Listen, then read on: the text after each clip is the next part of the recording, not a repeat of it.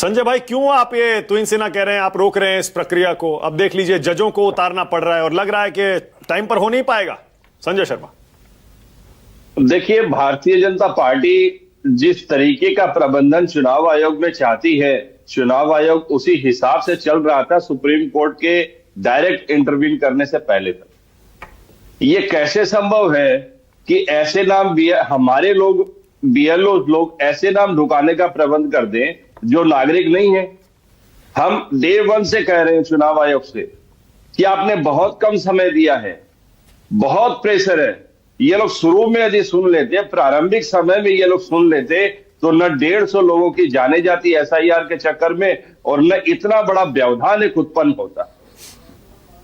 और आज के दिन जो परिस्थितियां है, चुनाव आयोग को भी कहीं ना कहीं अब यह समझ लेना चाहिए कि उसका पूरा खेल लगभग सुप्रीम कोर्ट की समझ में आ चुका है और सुप्रीम कोर्ट एक एक चीज को मॉनिटर कर रहा है। और हम तो बैठे ही हैं, तू डाल डाल तो मैं पात पात, हम छोड़ने वाले नहीं है। हम अपनी जनता के प्रति कमिटेड हैं।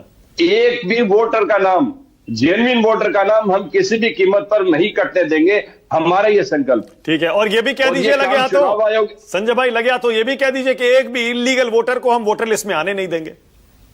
बिल्कुल इलीगल को नहीं आने देंगे, हम उसके प्रति प्रतिबद्ध हैं। ये लोग तो घुसपैठिए का नाम भी मुझे लगता है कि बिहार में नहीं बताया, बंगाल में शायद बता दें। काश वो दिन आ जाए, देश और दुनिया तो भाजपा जो कहती है वो करती है। तो आप राष्ट्रपति शासन के लिए तैयार हैं? क्योंकि लग नहीं रहा है टाइम पे हो पाएगा। मुझे लगता है कि राष्ट्रपति शासन की अभी बात करना थोड़ी जल्दबाजी हो जाएगी। मुझे ऐसी कोई संभावनाएं दिखती नहीं है। बंगाल की मिट्टी की तासीर जरा अलग है। ये मानक जी, मैं बार बार कहता हूं, बंगाल की जनता को दीदी ममता बनर्जी पर विश्वास है, उनसे आस है।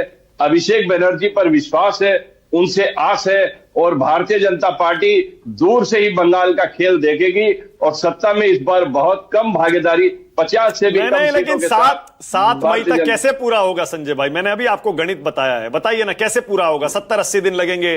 अगर एक जज 250 केस एक दिन में निपटाता है तब भी कैसे होगा? आज के डेट में यदि बात करें तो मुश्किल दिखता है, लेकिन और बहुत सारे जो जजेस लोगों को और अधिकारी लोग जो आएंगे इसमें काम करेंगे। और छोटी छोटी बातों के लिए जिन्होंने नाम अटकाए हुए हैं, इनको क्लियर यदि ईमानदारी से किया जाए, और चूंकि जुडिशियरी इन्वॉल्व है, तो हमें लगता है कहीं ना कहीं कि अब काम अच्छे से होगा, काम ठीक से होगा और जेन्युइन तरीके से जिम्मेदारी के साथ होगा। ठीक है, तो एक काम करिए फिर आप कह दीजिए, हाथ जोड़कर कह दीजिए देश के सामने संजय भाई कि अब जब जज कर रहे हैं, जुडिशरी कर रही है, तो इस एसआईआर के बाद जो फाइनल वोटर लिस्ट निकलेगी आप उसका स्वागत करेंगे, हाथों हाथ उसे स्वीकार कर लेंगे? नहीं, बिल्कुल, इसमें क्या बात है। और जब ये हमें कुछ लगेगा, सुनिए मानक जी, हम हर समय चुनाव आयोग के साथ सहयोग करने को तत्पर हैं, प्रतिबद्ध हैं। माननीय सर्वोच्च न्यायालय ने जिन अधिकारियों की नियुक्ति की है, हम सहयोग कर रहे हैं और हमें पूरी उम्मीद है अच्छे से ये लोग करेंगे, पूरी चीजों को जांच कर परख कर करेंगे। और कोई शिकायत हमें लगी, सुप्रीम कोर्ट है ही, और जो भी काम होगा हमें सुप्रीम कोर्ट के नेतृत्व में हम इन कामों को देखेंगे और कोर्ट में ही माननीय सर्वोच्च न्यायालय में अपना जो बंगाल और अगर राष्ट्रपति शासन लगा तो क्या करेंगे? अगर इस तरह की चर्चा आई तो क्या करेंगे? स्वीकार करेंगे या नहीं?